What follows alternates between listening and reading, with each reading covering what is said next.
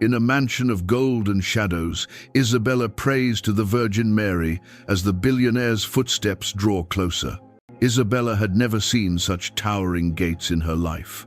The iron bars curved like serpents, and behind them rose the estate that would soon consume her days and nights.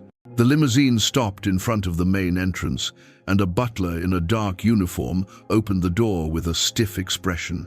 Isabella stepped out slowly, her worn shoes sinking into the marble driveway, and the scent of roses mingled with the faint metallic tang of wealth.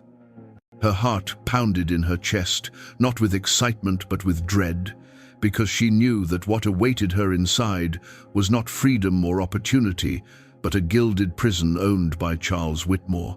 The mansion stretched out like a kingdom, with columns that seemed to touch the sky and windows reflecting the grey clouds. The doors opened, revealing an interior drenched in gold, polished wood, and chandeliers that cast shards of light across the floor.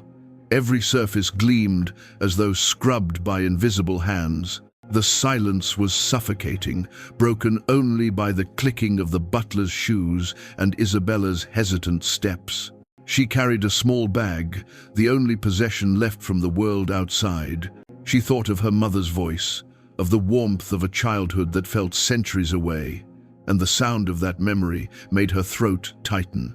Charles appeared at the top of the grand staircase. His suit was immaculate, his silver hair perfectly combed back, and his pale eyes fixed on her with a gaze that pierced through every fragile wall she tried to build inside herself.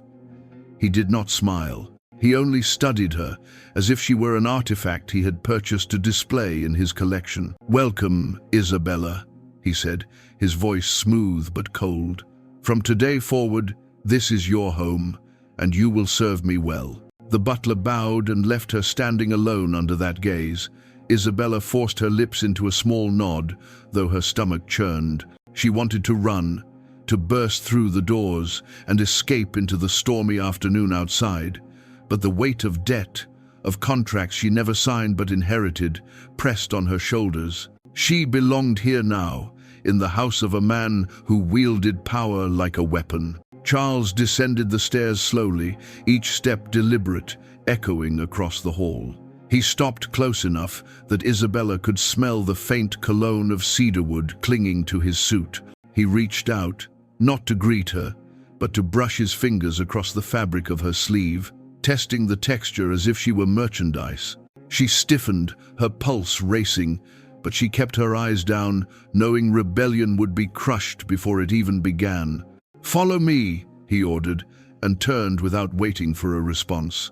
The corridors twisted endlessly, adorned with paintings of men in suits and women in pearls, none of whom smiled. The walls whispered stories of power passed down through generations of Whitmores, each more ruthless than the last. Isabella's footsteps seemed too loud, betraying her fear. Charles stopped before a door at the far end and opened it. Inside was a small room with a narrow bed, a desk, and a window barred with iron. "This will be yours," he said. "Do not wander unless summoned. Meals are taken when I decide. Your duties will be explained in detail tomorrow." He left her standing in the doorway, the lock clicking from the outside, as if to remind her that even in sleep she would not be free. Isabella dropped her bag onto the bed and sat down, her hands trembling. She touched the cold iron bars on the window, staring out at the storm clouds, and whispered a prayer she had not spoken in years. Her voice cracked, yet in that silence it felt as though the walls themselves were listening. Night fell quickly, and the mansion came alive, with distant noises, footsteps above, doors creaking, voices murmuring in rooms she could not see. She tried to close her eyes, but each sound pressed into her chest like a warning. She curled into the thin blanket, shivering, and wondered how long her spirit could survive in this place. Morning brought no relief. At dawn, the butler returned, unlocking her door and instructing her to clean the east wing before the sun reached its peak. Isabella obeyed without question, carrying a bucket and rag through corridors lined with expensive carpets and towering mirrors. Every reflection showed her face pale with exhaustion, her eyes shadowed by fear. Servants moved quickly around her, silent as ghosts, their eyes avoiding hers as if any connection might bring punishment. She worked until her hands ached, scrubbing marble floors and polishing railings that gleamed already, as though perfection demanded to be perfected again.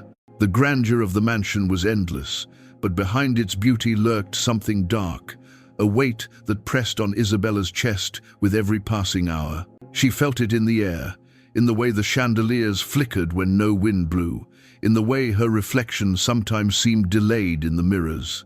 It was a house that watched, that listened, and that obeyed its master. Charles appeared in the doorway of the ballroom she was cleaning. He leaned against the frame, his arms crossed, his eyes fixed on her with a hunger that made her skin crawl. She lowered her gaze and scrubbed harder, her knuckles raw against the marble, but she could feel his stare burning through her every movement. "You have delicate hands for someone meant to serve," he said. "Perhaps I will find a better use for them." Her stomach twisted, but she said nothing. He left with a faint smile, leaving the echo of his words to haunt the empty room. Isabella pressed her rag to her chest, trembling, and closed her eyes. She whispered another prayer, softer this time, not knowing if anyone was listening, but hoping desperately that in this mansion of gold and shadows she would not be forgotten. The days blurred into one another, each one marked by the chime of bells that signaled when the servants should wake, when they should eat, and when they should return to their rooms like prisoners. Isabella soon learned that the mansion was not only Charles Whitmore's home, but his empire, a world designed to bend every soul inside it to his will. The walls were too tall, the locks too strong, and the silence too heavy for anyone to imagine escape. Each morning, she was ordered to scrub, polish, and dust rooms that looked as though they had not been touched in years. The east wing alone was large enough to hold 3 houses, yet Charles insisted on perfection. She often worked alone, the echo of her footsteps chasing her down the endless corridors. The servants rarely spoke, their eyes dull from years of submission, and Isabella realized quickly that conversation was forbidden. Anyone who dared to linger too long with words instead of labor was summoned to Charles's study, and no one returned with the same expression. Her small room became both her sanctuary and her cell. The barred window gave her a view of the gardens, where fountains sprayed endlessly and roses bloomed unnaturally red, but even that beauty was laced with cruelty. At night, she sometimes heard footsteps on the gravel paths outside, though no one ever appeared when she looked. Sleep came only in fragments, broken by dreams of chains and by the heavy knock of the butler at dawn. One afternoon, while polishing the railings of the west stairwell, Isabella noticed a narrow door hidden behind a tapestry. It was unmarked, and curiosity drew her hand to the brass handle. She hesitated, knowing discovery could mean punishment, but something within her pushed forward. The door creaked open, revealing a narrow passage filled with dust and cobwebs. The air was thick, untouched by light for decades. She slipped inside, her heart pounding. The passage led to a forgotten storage room, its shelves lined with broken furniture, cracked vases, and torn curtains. But in the corner stood something different. A statue, cloaked in dust, its features barely visible. Isabella approached slowly, wiping the grime from its face. The faint outline of a woman emerged, her hands open in eternal welcome, her eyes downcast with compassion. Isabella gasped softly, recognizing the Virgin Mary. The statue was chipped, one hand missing a finger, and her robes faded to gray. Yet even in decay, the figure radiated a quiet strength. Isabella fell to her knees, her fingers trembling as she touched the cold stone. She had not prayed in years, not since her childhood when her mother whispered hymns in the candlelight, but now the words returned unbidden. "Holy Mother, see me," she whispered. "I am trapped, I am afraid, I do not know how to endure. And the lady to see the data to dawn Gottard, to tone to God's self. In the Manfor." Her voice broke, and tears slid down her cheeks, landing on the dusty floor. In that forgotten room, surrounded by relics of neglect, Isabella felt less alone. She lit a small candle from her pocket, stolen from the kitchen, and placed it at the base of the statue. The flame flickered, casting shadows that made the Virgin's eyes seem alive. For the first time since her arrival, Isabella's heart slowed, as though the stone figure listened. But peace never lasted long in the Whitmore mansion. That evening, Charles summoned her to serve wine in his study. The room was lined with books bound in leather, their spines gleaming under candlelight. Charles sat behind a desk carved from oak, his fingers tapping slowly on the wood as she entered. He studied her in silence, making her feel as though every movement of her body was weighed and judged. "Come closer," he said. She obeyed, pouring the wine with shaking hands. He watched her every motion, his pale eyes unblinking. When she finished, he reached out and caught her wrist, his grip firm but not bruising. "You are too quiet, Isabella," he murmured. "I like to hear the voices of those who serve me. They remind me that they exist for my command. Speak." Her throat tightened. She wanted to remain silent, to disappear into the shadows, but the pressure of his grip demanded obedience. "Thank you, sir," she whispered. Charles smiled faintly, releasing her. "Better. You will learn. In theirs is less did my 9, said for the plows. To the great the 16 for the longing." He dismissed her with a flick of his hand, and she fled back to her room, her skin burning where he had touched her. That night, she returned to the hidden storage room, falling to her knees before the statue once more. She prayed longer this time, whispering every fear she had buried in silence. The candle flame wavered, and for an instant she thought she saw a shimmer of light dance across the Virgin's face, though it vanished when she blinked. The next day, tasks grew harsher. Isabella was ordered to clean the entire library alone, dusting thousands of books and polishing every shelf until her fingers bled. The butler passed by once, his eyes resting on her raw hands, but he said nothing. It was as if compassion had been drained from everyone in this house. Only the statue heard her suffering. By the end of the week, whispers began to spread among the servants. Isabella caught fragments when they thought she was too far to hear rumors of Charles's late wife, of accidents that were never accidents, of women who had once served and were never seen again. The mansion devoured lives quietly, without scandal, because Charles Whitmore's wealth was a shield against consequence. Isabella's fear deepened, curling in her chest like a snake.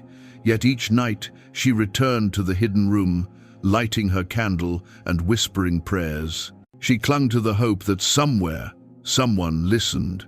But shadows grew thicker. Charles's visits to the rooms where she worked became more frequent. His gaze lingered longer, his comments sharper, and the silence that followed them heavier. Isabella knew what he wanted, and she knew it was only a matter of time before the walls of this mansion closed in fully, leaving her with no escape.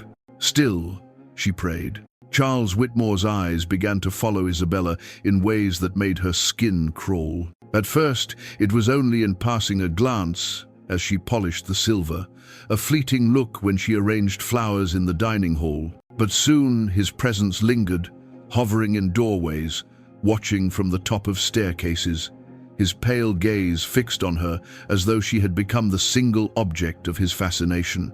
Isabella felt it in her bones, the heavy weight of a predator circling its prey. The servants noticed, but they said nothing. They lowered their heads and carried on with their duties, for to acknowledge Charles's obsession was to invite ruin.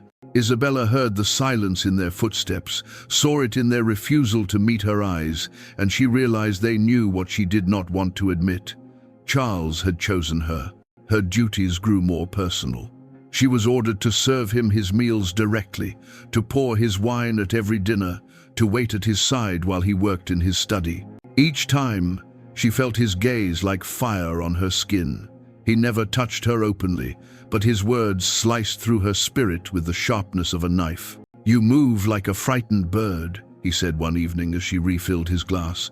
"Delicate, fragile, but I wonder if you will break, or if you will learn to belong to me." Her hand trembled, spilling a drop of wine onto the tablecloth. His eyes narrowed, and for a moment she thought he would strike her. Instead, he leaned back in his chair, smiling faintly. "You will learn," he murmured again, the words coiling around her like chains. That night, Isabella fled to the hidden storage room. She collapsed before the statue of the Virgin Mary, clutching the chipped stone robe. "Please," she whispered through tears, "please do not let him take me. Please, show me a way out." The candle's flame shook violently, as if responding to her desperation. And though the room remained silent, she felt a strange warmth press against her chest. It was fleeting, but it was enough to keep her from despair. The following days were worse. Charles began to summon her without reason, demanding her presence even when no tasks were at hand. He would order her to stand by the window while he drank, or to sit silently in the study while he read. Sometimes he said nothing at all, but his eyes roamed over her, drinking in her fear. "Do you pray, Isabella?" he asked one night, his voice casual but edged with something darker. She hesitated. "Yes, sir." His smile deepened. "Then pray for strength. You will need it." Her breath caught, and she lowered her head to hide her trembling. That night, she prayed longer than ever, her knees pressed into the cold floor, her whispered pleas filling the room. She begged for protection, for deliverance, for some force greater than Charles's cruelty to intervene. But Charles was patient. One stormy evening, he commanded her to bring supper to his private chambers. The other servants exchanged fearful glances, but said nothing. Isabella climbed the winding staircase, her tray trembling in her hands, each step heavier than the last. When she entered his room, she saw the wealth of his private world's silk drapes, velvet chairs, a fire blazing in the hearth. Yet it felt like the lair of a beast, not the chamber of a man. Charles sat in an armchair, a glass of brandy in his hand. His eyes glinted in the firelight as he gestured for her to set the tray down. She obeyed, her heart hammering so loud she feared he might hear it. "Come closer," he said. She froze, her fingers gripping the edge of the tray. "I said come closer." He set Nastuins. Her body moved before her mind could resist, each step dragging her toward the shadow that loomed over her life. Charles set down his glass and stood. He circled her slowly, like a wolf savoring the fear of its prey. His hand brushed the air near her shoulder but did not touch, hovering as though the anticipation itself was sweeter than the act. "You belong to me now," he whispered. "Every breath, every step, every prayer, all of it is mine." Isabella's heart thundered. She wanted to scream, to run, to break free, but her body betrayed her with paralysis. Charles leaned closer, his voice low. "Do not fight it. You cannot escape me." At that moment, thunder cracked outside, shaking the windows. The candle flames flickered violently, casting monstrous shadows across the walls. Charles's eyes glimmered with a strange hunger as he reached for her at last. Isabella gasped, her voice breaking into a desperate cry. "Holy Mother, please!" The air shifted. The ground trembled faintly beneath her feet, and the fire roared higher in the hearth. Charles jerked his hand back, startled, his expression twisting with anger and confusion. Isabella fell to her knees, clutching her hands in prayer, her tears spilling onto the polished floor. Charles snarled, his voice sharp with rage. "Pray all you want, no God will save you here." But even as he spoke, the storm outside grew stronger, lightning flashing so bright that the room was drenched in white light for an instant. The shadows on the walls seemed to move, converging toward the door, toward the very place Isabella knew the hidden passage lay. Her heart pounded, sensing that something far beyond her understanding was awakening. Charles advanced again, his hand outstretched, his intent clear. Isabella's lips trembled, forming words she had not spoken since childhood, hymns, prayers that rose from her soul like fire. Her voice grew louder, drowning out the thunder, and the air thickened around them. Charles stopped, his eyes darting around the room as though he, too, felt the presence. His hand shook, for the first time betraying fear. And then The storm outside roared with a fury that seemed to echo Isabella's desperate prayers. Lightning slashed across the sky, thunder rolled like 1,000 drums, and the mansion itself shuddered as though the heavens had grown angry. Charles Whitmore stood frozen, his hand hovering above Isabella's trembling figure, his pale eyes flickering with something he had never shown before: fear. The fire in the hearth exploded upward, its flames twisting into shapes that seemed to form wings of light. The shadows on the walls writhed as if alive, crawling away from Isabella and gathering behind Charles like a dark tide waiting to consume him. He snarled, shaking off his hesitation, and lunged forward to seize her. But the ground buckled beneath his feet. The chandelier above rattled violently, glass droplets clinking together in a chorus of warning. Isabella's voice rose louder, a desperate hymn from her childhood spilling into the air. Ave Maria! The words cracked with tears, but their power was undeniable. The door to the chamber burst open without touch. A gust of freezing wind swept through, extinguishing half the candles, plunging the room into a trembling half-light. Charles stumbled back, shielding his face as the shadows split apart, revealing a figure bathed in a radiance no fire could create. The statue Isabella had found in the forgotten storage room no longer stood chipped and broken. Instead, it appeared before her in living brilliance, the Virgin Mary cloaked in robes of pure light. Her hands extended in blessing, her eyes shimmering with sorrow and compassion. Though no words left her lips, the force of her presence shook the air, a silence more deafening than thunder. Isabella collapsed to her knees, sobbing, her hands clasped in prayer. The warmth that poured from the radiant figure enveloped her, soothing her terror like a mother's embrace. She felt as though she had been lifted out of her body, her fear dissolving into peace. For the first time since stepping into this mansion, she felt safe. Charles screamed. His voice was no longer smooth and controlled, but ragged, torn with panic. He staggered backward, his arms flailing as though an unseen weight pressed against him. "This is my house," he roared. "No one defies me, not even—" His words were cut short as the light blazed brighter, striking him like invisible chains. His knees buckled, and he fell to the floor, gasping. The Virgin's eyes glistened, and a single tear rolled down her glowing cheek. The tear struck the ground and spread like molten silver, forming cracks across the marble floor. From those cracks rose a sound low, rumbling, unearthly, that reverberated through the walls of the mansion. Charles scrambled to his feet, but the shadows that once obeyed him now betrayed him.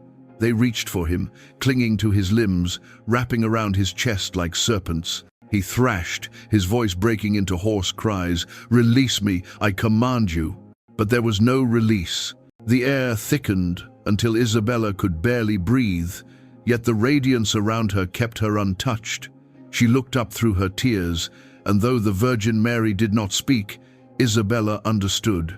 This was judgment. This was the moment the oppressor would fall. Charles clawed at the invisible bonds, his face twisted in rage and terror. His empire of wealth and cruelty could not save him now. He staggered toward the window, shattering the glass as he tried to flee, but the storm outside howled and hurled him back into the room. Lightning struck the iron bars, sending sparks across the floor. "No!" he screamed, his voice breaking into a plea. "Please, please, I will change." Numberend.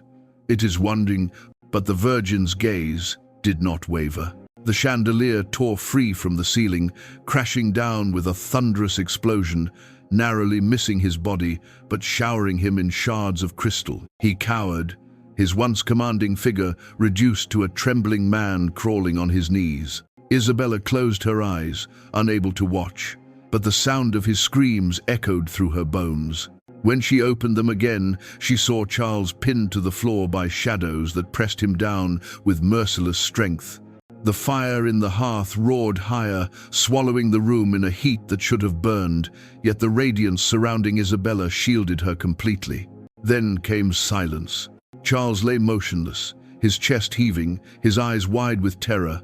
He tried to lift himself, but the shadows tightened, dragging him inch by inch toward the corner of the room where darkness pooled like a bottomless pit. He clawed at the floor, his nails breaking, his blood streaking the marble, but nothing could stop the pull. Isabella cried out, "Holy Mother, please have mercy!" Her plea rang out, but the radiance remained firm. This was not cruelty, this was justice.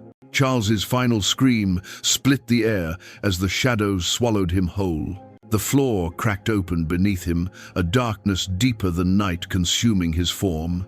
In an instant, he was gone. The marble sealed itself again, leaving only silence, the faint scent of smoke, and the echo of his despair. The Virgin Mary's light softened, no longer blinding but gentle, wrapping Isabella in warmth. The tears on Isabella's cheeks dried in the glow. She lifted her face, her lips trembling in gratitude. "Thank you," she whispered. The figure of the Virgin slowly began to fade, her radiance dissolving into motes of light that lingered in the air like stars. The last thing Isabella saw was her gaze, filled with love and sorrow, before the light vanished completely. The room was in ruins. The chandelier lay shattered, the windows blown open to the storm, the walls cracked from ceiling to floor. Yet Isabella stood unharmed in the center, her body trembling but alive. She clutched her chest, breathing deeply, knowing that she had been delivered. The storm outside began to calm, the thunder rolling away, the rain easing into a soft drizzle. In the silence that followed, Isabella collapsed to the floor, not from weakness, but from overwhelming relief. She pressed her forehead to the cold marble, whispering prayers of thanks until exhaustion claimed her.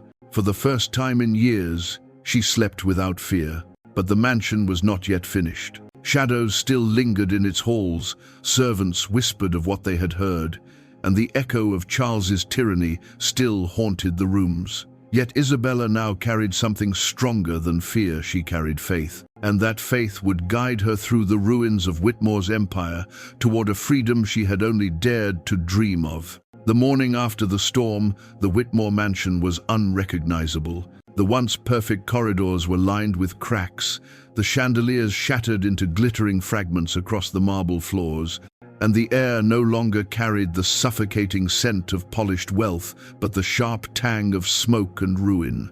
Isabella woke on the cold floor of Charles's chamber, her body aching, but her spirit unbroken. The memory of the Virgin's radiance lingered in her chest, a warmth that no shadow could extinguish. She rose slowly, her bare feet crunching on broken glass. The silence of the house was heavy, but it was not the same silence of fear she had known before. This silence was hollow, emptied of the presence that had ruled it for so long. Charles Whitmore was gone. His voice, his gaze, his cruel laughter gone, as though the earth itself had swallowed him whole. Isabella stepped into the corridor. The servants stood scattered along the hall, their faces pale, their eyes wide with disbelief. They had heard the screams, they had seen the storm tear through the mansion, the light blazing from behind locked doors. Now they looked to Isabella not as another prisoner among them, but as the one who had survived what no one else dared to face. No one spoke at first. Then the butler, the man who had once carried himself with icy obedience, lowered his gaze and whispered, "It is over." Isabella's throat tightened. She wanted to tell them it was not her but the Virgin Mary who had delivered them, yet the words caught in her chest. All she could do was nod, tears shining in her eyes. The days that followed were filled with both fear and freedom. The authorities came, summoned by the chaos that could not be hidden. They found the mansion in ruins, the master of the estate missing, and the servants broken, but alive. Rumors spread quickly of lightning striking the estate, of Whitmore's sudden disappearance, of miracles whispered behind locked doors. Some called it a curse, others called it divine justice. Isabella remained quiet through it all. When questioned, she said only, "He is gone." She kept the rest in her heart, the memory of glowing eyes and the warmth of mercy too sacred to share with those who would never understand. The mansion was seized, its wealth stripped away by courts and creditors, but Isabella did not stay to watch the empire collapse. She left with nothing but her small bag, the same one she had carried when she first entered the gates. Yet now, walking through those same iron bars, she felt lighter than she ever had before. The world outside was wide, alive with the scent of rain-soaked earth and the cry of distant birds. Isabella lifted her face to the sun, breaking through the clouds, and closed her eyes, letting the light touch her skin. For the first time, the air did not taste of chains, but of promise. She wandered for days, searching for direction, until she came upon a small chapel on the edge of town. Its stone walls were weathered, its stained glass cracked, but inside glowed a humble peace. She stepped across the threshold, her footsteps echoing softly. At the altar stood a statue of the Virgin Mary, whole and radiant in simplicity, her hands open as though welcoming Isabella home. Isabella knelt, her knees pressed into the wooden floor, her hands clasped tightly, and tears flowed freely. She whispered prayers of gratitude, not just for her survival, but for the strength she had been given. She prayed for the other servants, for their healing, for the end of their fear, and she prayed even for Charles, that his soul, twisted though it was, might find judgment and peace in whatever realm awaited him. The candles flickered as if in acknowledgement. Isabella breathed deeply, her heart lighter with each word. When she finally rose, she felt renewed. Months passed, and Isabella built a new life. She worked in a bakery owned by a kind woman who treated her not as property but as a sister. She laughed again, though softly at first, until laughter became natural. At night, she returned to the chapel, lighting candles at the Virgin's feet, her prayers no longer desperate, but filled with hope.